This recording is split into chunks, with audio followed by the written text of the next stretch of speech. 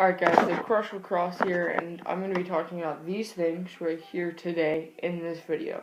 So they're called shooting strings. I'm going to show you guys how to string them up, and I'm going to tell you guys the different types of shooting strings that can be strung. Alright guys, so this is an old shooting string. Looks kind of like a shoelace. Real long shoelace. It was from the factory strung version of this stick. And I'm going to show you guys how to string a shooting string. I'm going to show you guys how I have mine set up and how you can do yours. Alright, so to start, I'm going to do it over here, right at this hole, like you guys see. Put what you think is halfway through, then you're going to go through this first hole with the front one, pull it back, and make sure they're even. This one should be a little bit bigger, this far side. And you're going to put this down, you're going to let it sag down. Put this one over top of it, then put this here, let it go down, go over top of it. So it's starting to look like a shooting string already. So you just continue on with this pattern. And the point of shooting strings is to alter the release of the ball without altering your stringing, like your sidewall and top and bottom. It's doing that without altering that stringing.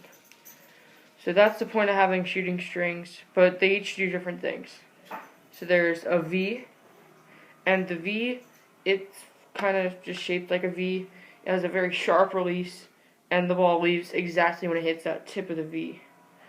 So you also have your U, which it adds a lot of hold, really good for toe drags, but I don't use it because it adds a lot of whip. So the V also adds quite a deal of whip. There's also straight bars, which is what I'm stringing right now. And that doesn't alter it too much, it just adds some snap to that release. Keep going here.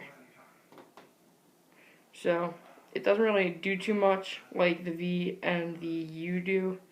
But a lot of people, they're coming up with new ways to do their shooting strings, which is pretty awesome, because the more we do as players, the more revolutionary this game can be. Alright, so tie it off. You're doing a square knot, just like that. Looks a lot like that once you're done. Really easy to tie a shooting string. You want to make sure you don't have any bumps, and that's why you do the pull it down, like let it sag down trick, because if you don't let it sag down, you're going to create bumps within the shooting string, which is not good at all. So I'll show you guys how I do my shooting strings after I undo this. So this is how I string my shooters. So I start with this straight bar up top. I go all the way across. Pretty simple. Just what I did with this right here. Now make sure to end, you're just going to burn it like you would when you do with your other strings down here and stuff. So I do that straight bar to start, exactly one down before I tied my invisible top string. So if you guys want to see that video, make sure you check out my channel, because that's a really cool video, hidden top string.